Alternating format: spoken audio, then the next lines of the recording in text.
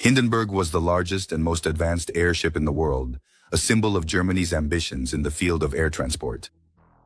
It was 245 meters long, with a volume exceeding 200,000 cubic meters. It was a true airliner, capable of carrying 72 passengers in luxurious conditions.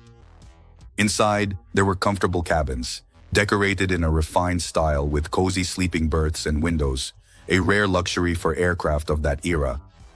Passengers were offered a restaurant with exquisite cuisine, a lounge area with large panoramic windows, and even a smoking room, a specially isolated space where, despite the presence of explosive gas, smoking was permitted. The Hindenburg was equipped with 4 Daimler-Benz diesel engines, which allowed it to reach speeds of up to 135 kilometers per hour and continuously cover distances of over 14,000 kilometers. This made it a serious competitor to ocean liners. The flight between Germany and the United States of America took only 2.5 days, twice as fast as a sea voyage. During its operation, the Hindenburg made dozens of successful flights between Europe and America, carrying hundreds of passengers, including politicians, celebrities, and businessmen. In 1936, it even flew to the Olympic Games in Berlin, showcasing the grandeur of the Third Reich. The enormous airship was a true technical marvel and the embodiment of German aviation ambitions. However, the greatest problem of the airship lay in the choice of gas for lift. Initially, it was planned to use helium, a safe, non-flammable gas. However, the only global supplier of helium at that time was the United States of America, which, anticipating the growing threat from Nazi Germany, banned its export. Because of this, German engineers were forced to use hydrogen, an extremely light but highly explosive gas. This decision significantly increased the risk of fire. On May 6, 1937, the Hindenburg was completing another transatlantic flight, approaching the naval base in Lakehurst, New Jersey. The weather was unfavorable. Strong winds and high humidity made the landing difficult. However, as the airship was preparing to dock, flames broke out at its tail section. The fire spread in less than a minute, instantly engulfing the entire structure. Dozens of journalists and cameramen captured the horrific scene. Footage of the burning airship instantly spread around the world, becoming one of the first major disaster reports in the media. The legendary phrase of radio commentator Herbert Morrison, "Oh, the humanity," captured the horror of the eyewitnesses. The causes of the Hindenburg tragedy remain the subject of debate and research, even decades after the disaster. The most common theory is related to static electricity.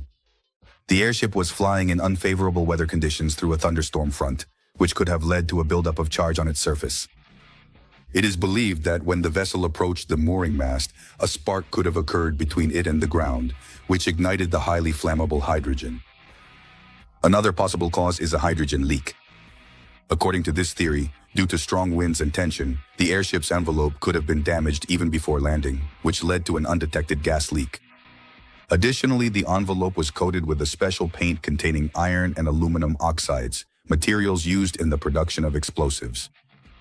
There is a theory that this very coating could have ignited first, and only then did the hydrogen catch fire.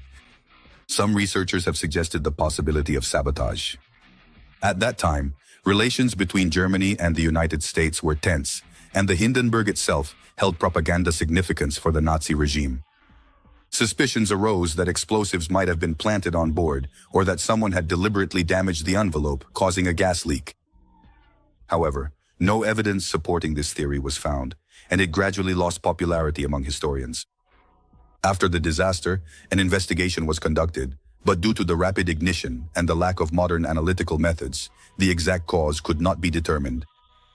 In any case, the tragedy was the result of a fatal combination of technical shortcomings, the risky choice of hydrogen instead of helium, and unfavorable circumstances during landing. In this terrible disaster, 36 people lost their lives, including one member of the ground crew. The Hindenburg disaster became the symbolic end of the era of passenger airships. Although they continued to be used for military and cargo transport, trust in them was irreversibly lost. People realized that traditional airplanes, despite their limitations, were much safer and more reliable. Despite the Hindenburg tragedy, the idea of airships did not disappear. Modern technologies make it possible to create safer models. The new airships use helium, have an improved envelope, and digital controls. Among the promising projects is the Airlander 10, which combines features of both an airplane and an airship. It is being considered as an environmentally friendly alternative to airplanes for cargo transport and tourism. Airships can be used for environmental monitoring, transporting goods to hard-to-reach regions, and even as part of future space programs. Although airships no longer hold the place they once did, they may yet return to the aviation of the future, this time safer and more efficient. Leave a like, comment, and share it with your friends.